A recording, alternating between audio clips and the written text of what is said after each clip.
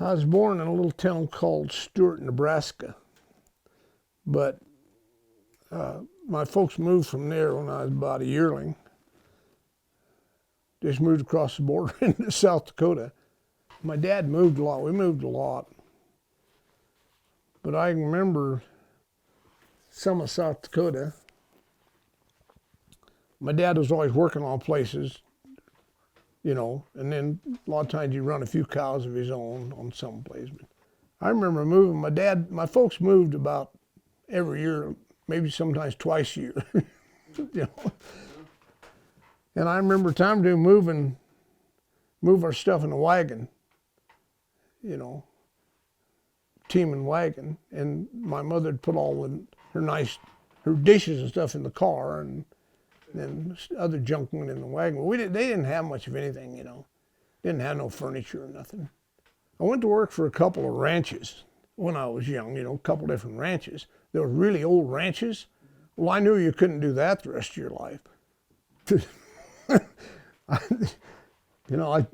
guys that own the ranch, I'm sure they like them, but boy, I didn't like any part of that irrigating and fencing and all that stuff.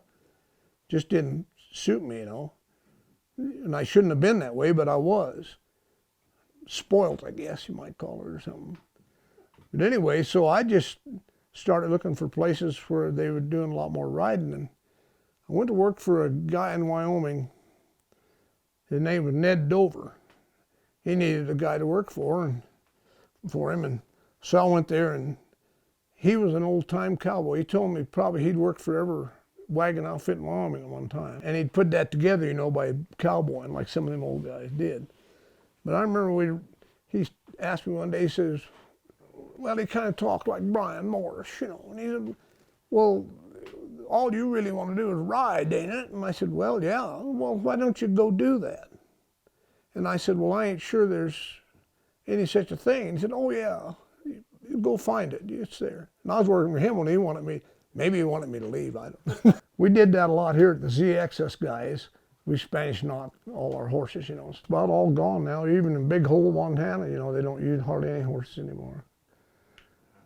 Horses are gone forever, I guess. I was up there at Powder River. Me and another guy leased this place. Oh, horrible, You know what you get if you're leasing. Anyway, I told the boy, I said, I can't handle this. I'm going. And my friend old Gary, he was running the mail route then from Wheatland to Warland at night with a truck, So I'd meet him there at Powder River once in a while. So I met him there, and I said, what do you think about going to Oregon, getting on cowboy? And he said, let's do it. I called the ZX Ranch. Frank Martin was the manager.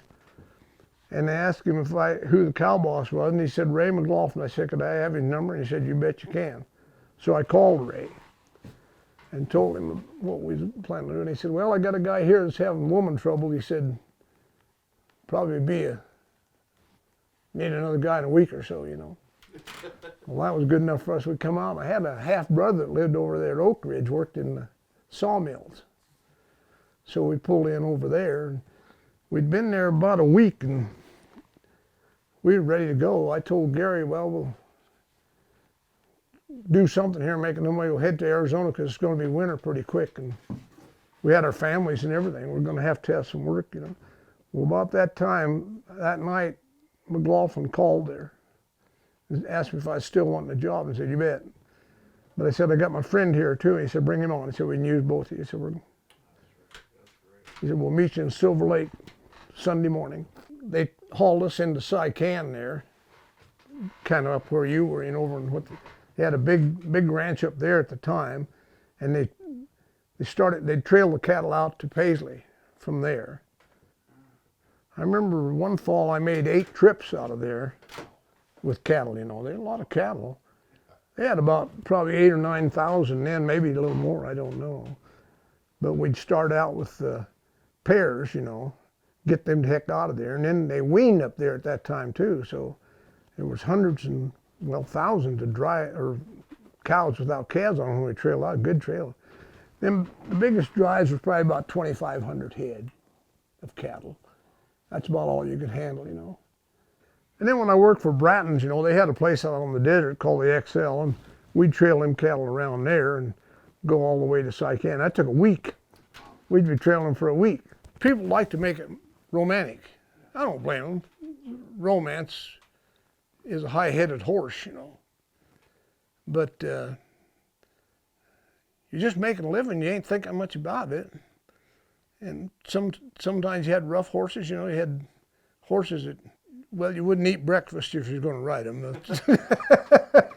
But as far as me being a full-fledged cowboy like that, well, probably not. You know, I would have liked to have been in the days of Charles Russell when you could have worked the wagons, you know, in the spring and fall. But them days were gone forever. And then I was married, so when I look back at my life, it seems romantic, but it really probably was just pretty common. But you meet a lot of good people, a lot of good cowboys, you know. There's a lot of cowboys, a lot better cowboys than I was, you know. But I enjoyed being around them and doing it. I enjoyed trying to rope and ride and everything, you know. The cowboys today adjust to what they got to do to be a cowboy. The country ain't there no more for them. They got to adapt to what's ever going on, you know. Like, it'd be like me wishing I could have been in Russell's time, but I wasn't. So I had to adapt to what was going on and make it the best I could, you know, and make it fun. But a lot of them young cowboys today are good cowboys.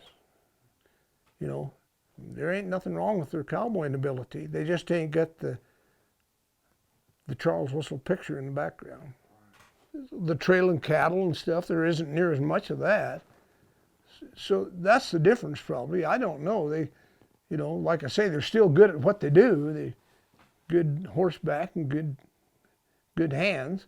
And there's always green hands. Everybody's got to start out somewhere, you know. Used to be a lot of outfits around, you know. The MC, you know, I worked there one summer, even on the MC. And it was a big outfit. But it changed a lot from what the guys had told me years ago, you know, some of the older guys. You know, in my life, it would have been terrible boring if it hadn't been horses. Because that's about all I was interested in. But, you know, horses have changed a lot. You used to see a lot of, you see bald-faced horses and stalking-legged horses with spots on their flank and Savinas and all them, you know. You don't see that anymore. The horses have changed, that's for sure. They bred them up, you know. That's one thing I noticed about horses. Boy, you see some nice horses nowadays, don't you? You know, a lazy horse can't help it. I've known a lazy guy or two in my life, and they couldn't help being lazy. They were nice guys, like to do a lot of things, but they're just too lazy to do it. And that's the way with a lazy horse. You know, he never gets over being lazy. He's always lazy all his life. And one that's chargy, he's always chargy. The thing I always, you know, being working out since I was a kid, just get along with the horses they give you. Try to get along with them, because they really didn't owe you a decent horse to ride. That was the way it was, you know. They just cut you out horses. Through the years, once in a while I'd sell one. I remember I sold one time for $150 and bought my boys some new boots. Oh man, that was something, you know. And then I'd sell one once in a while, but then, I don't know, you know, I never was around where people wanted to buy paintings. But Lance moved up there with his sisters and run onto these people that like paintings, like original art and stuff like that, and had a little money.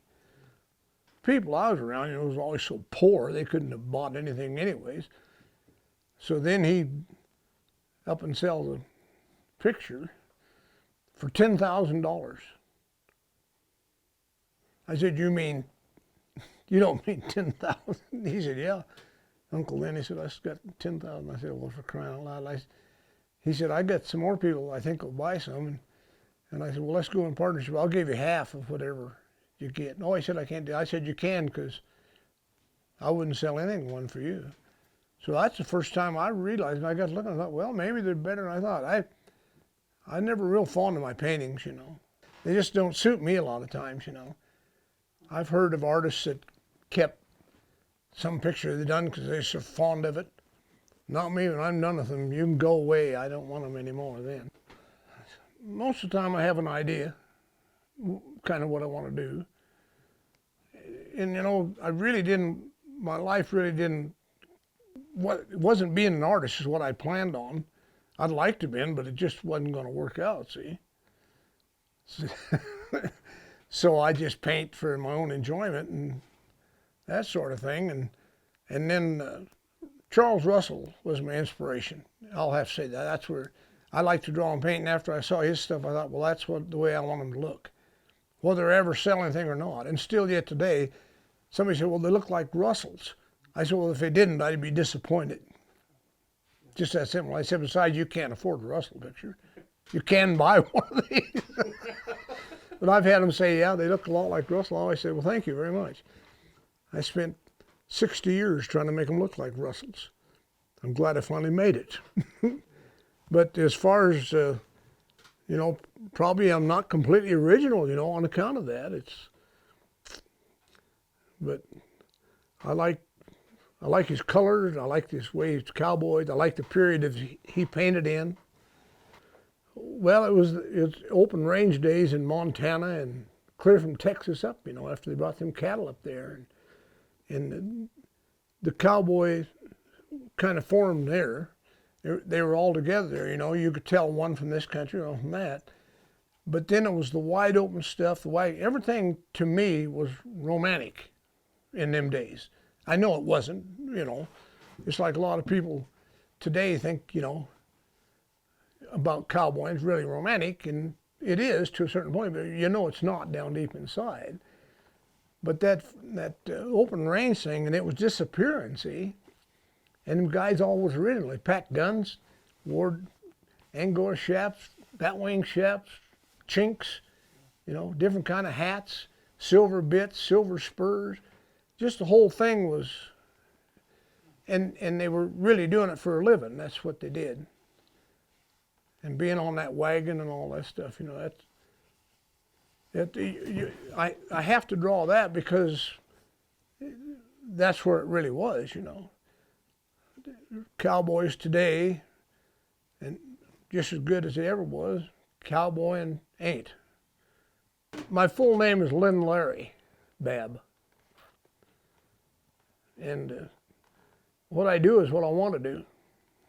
I've always been like that. You know, I've had jobs I didn't like, but I didn't keep them very long. I'm not you know, it's like I told my wife, I wasn't a real good dad, and I wasn't a real good workman, and I was a poor husband. So what do? Just what you like to do, I guess. My kids all like me, but I don't know why. Yeah, well, in life, you know, it was always, grew up very strict to respect our parents and respect, you know, women and stuff like that. And, you know, never lie, no matter how much trouble I was going to get in, go ahead and take it, whatever, you know. And so, yeah, really important stuff. And the integrity of his dad, you know, my grandpa and stuff, and just always felt proud and honored to come from them people, you know. So, yeah. I mean, I think I do have a God-given ability, you know, just like my dad did, and talents that way that thankfully I get to use and to show. So, yeah, building saddles is a real way for me to express a lot of my talents in my work that I do. It lets my mind kind of, I can think up things to do and put it down into a saddle, you know. So, yeah. And then, of course, riding and cowboying all my life, too. I know what a saddle should do and what it should feel like. And so, therefore, I think maybe a saddle becomes good that way, you know. You're kind of living out the art, you know, like my dad captures on canvas and paintings and stuff. Well, you can look at that now. You don't have to dream about it because you just did it yesterday or this morning, you know. So, yeah, it's beautiful that way. Like it sounds like I feel real fortunate the way I grew up because, you know, maybe I couldn't have been luckier in my life because I wanted to be a cowboy and I wanted to be like my dad, and he gave me a great opportunity to be like him. So, yeah, it was, you know, the talents that teach me how to build saddles and teaching me how to ride horses and how to do all that stuff and how to be a cowboy in a hand. And then, like you said, he gave me the whole wide world to go do it in. So, yeah. I think the legacy of Lynn Babb is just in all how he carries himself more than anything. Lynn Babb to me is not just a man, not a painting. It's a friendship, and I don't think anything could ever replace that. what Landis taught me about times without even hardly saying anything. Maybe it would just be a few words when I needed to hear it. The legacy of the man that he is and the cowboy that he was makes his paintings even better, and his artistic ability is among things that I've never seen. It's amazing. The life that we live is so abundantly fulfilling that I wouldn't replace it for anything.